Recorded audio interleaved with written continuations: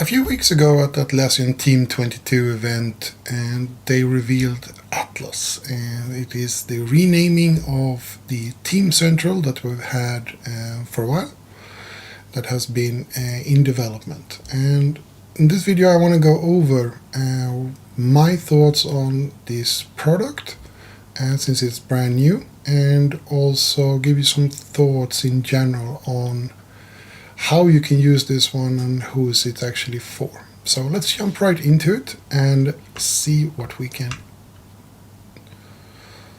So let's jump right into it and check out Atlas.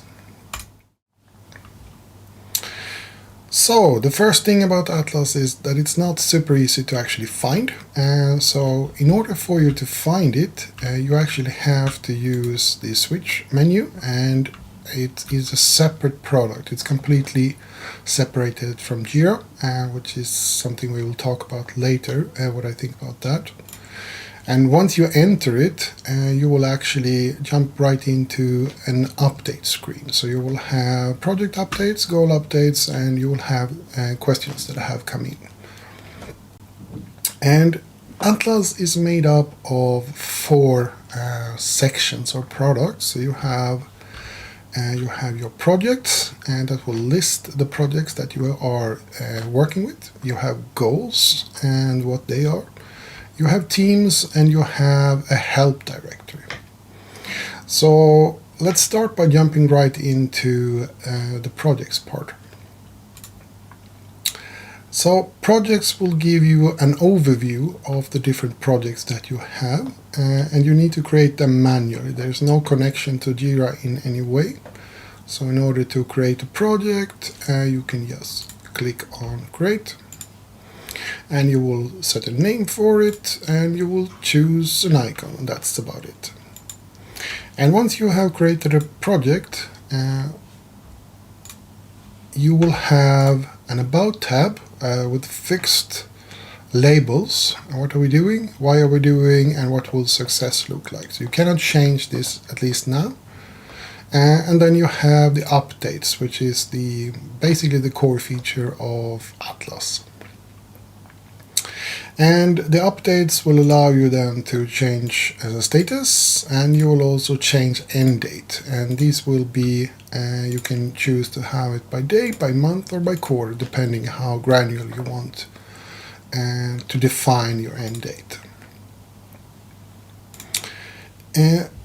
You also have some, let me just switch over so I can be on the left side. So you can see, there we go.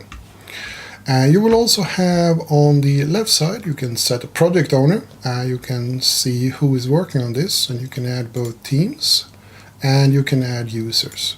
So you can actually put in a roster of people that are working on the project. You can add what goals and this particular project is working towards, why we have it. You can link in other projects if you have dependencies like integrations, or if it's part of a program. You can add general links, anything that you want. And you can add some tags. And that's about it. That's everything that you can actually do for the projects.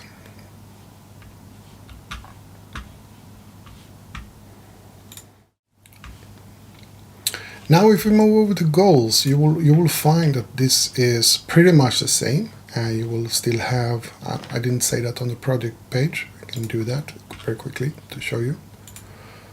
Moving a little bit too fast, and the list of projects you can, of course, filter. You can filter by tag, you can filter on status, team, owner, and contributor. You can also display this as a list by standard, and you can also have this display as a timeline, which is an extremely simplified view that is not very helpful, if I'm being honest. There are better views for timelines.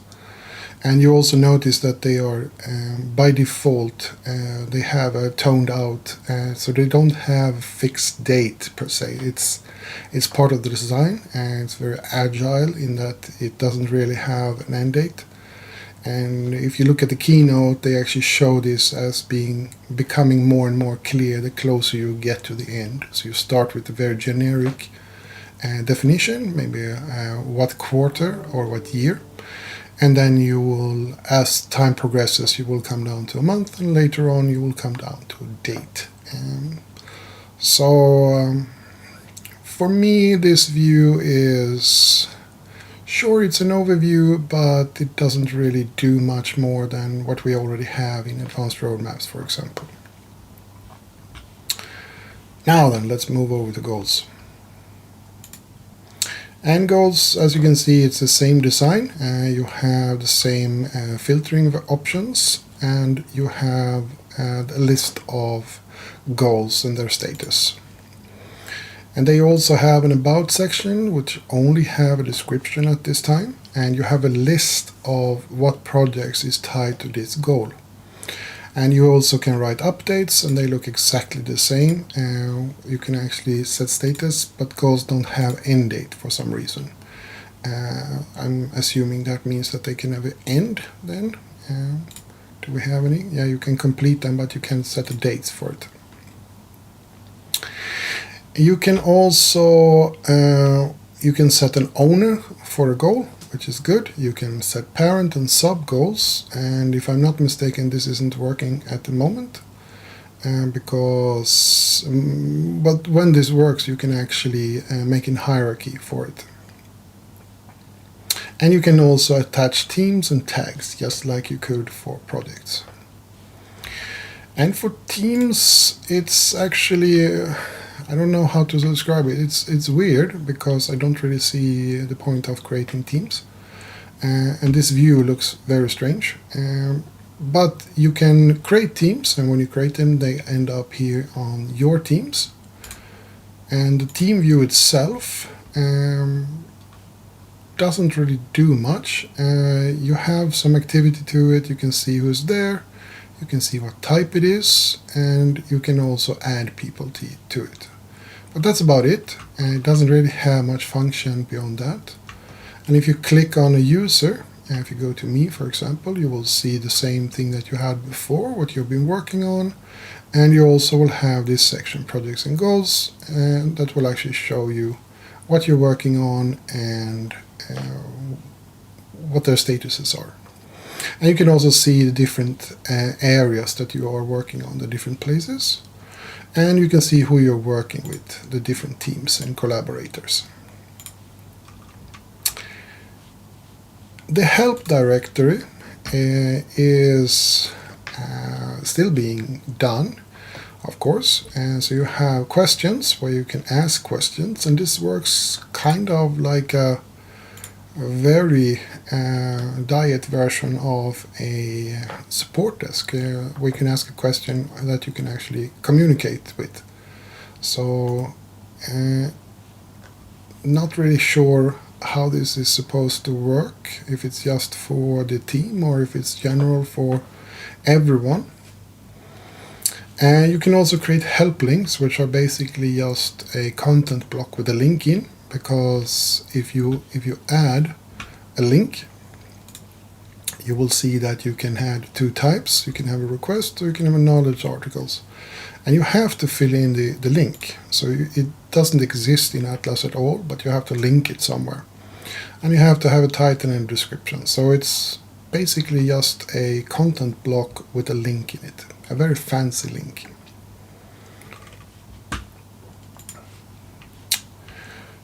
So that is all that you have in Atlas.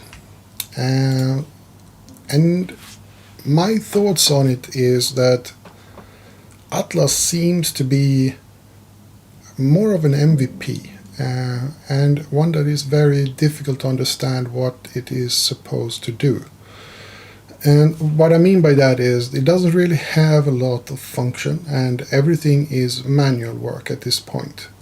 So there's no help from any other product. It has no ties whatsoever to Jira. And the different sections that you have, projects, goals, and teams, for me they are strategic tools, tools that you use on a strategic level. You set strategic goals, you define what projects you want to have, and you also work with different teams so you can see who's working on what. These are strategic tools, and they are usually in a portfolio. The thing is, though, that you don't have any of the values that you usually associate with a portfolio. And by that I mean there are no estimates, for example, for projects. You have nothing related to finance, you have nothing related to planning. There's really nothing you can do here other than list in a very fancy Excel way.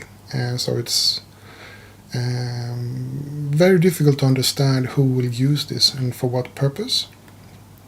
And this is the same with goals. Unless I can connect the goals to items in Jira, they become kind of pointless. And also, if I don't have the actual value for it, I mean, if you have a goal, a strategic goal, and then you are supposed to have a value description. Well, why do we have this one? And sure, you can use that in the description.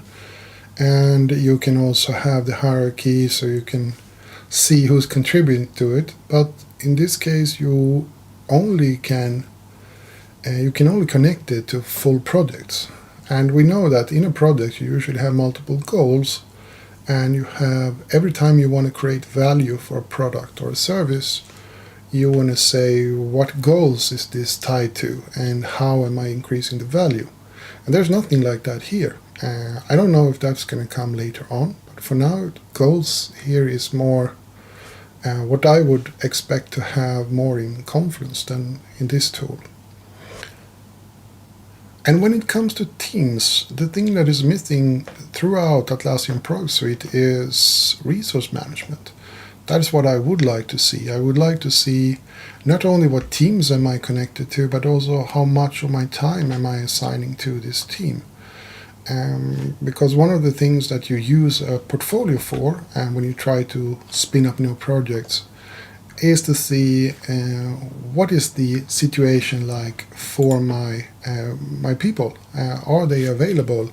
Am I over allocating them? But we don't have anything like that. And the help directory, yes, it's a good thing to have a help service for everyone in your project or in your organization, but is this really where you want it, connected to projects and goals? I'm not sure this is the right place to have it. I would rather see that you have another product here, where you have product discovery, where you can throw in ideas. That would make more sense for me here, rather than having some form of generic help desk. So overall, I think Atlassian, the Atlas product, it's nice. I don't see who's going to use it, and I don't know what problems it's supposed to solve. It's basically just a status update service, and that is not tied to anything. It's a completely separate product. And for me, this is a problem, I think, because if you can't define where this is going to fit in your work processes and what goals, or rather what problems it's supposed to solve, I don't see anyone actually using this one. That might just be me, so if you have another opinion, please sign off in the comments and tell me your thoughts. But with that, that is my view of Atlassian's new Atlas tool, and that is available now. And I am skeptical to it. I'm not sure where it will fit, but I have hopes for it. I hope that it will become a more useful product, and I hope that they will, in the future, make it more clear what kind of product it is and who is it for. That's it for me for today. I hope you enjoyed this video, and please share your thoughts. I would like to hear more about what you think of this product and where you think that it would fit. And until I'll hear from you again, until next time, have a great day.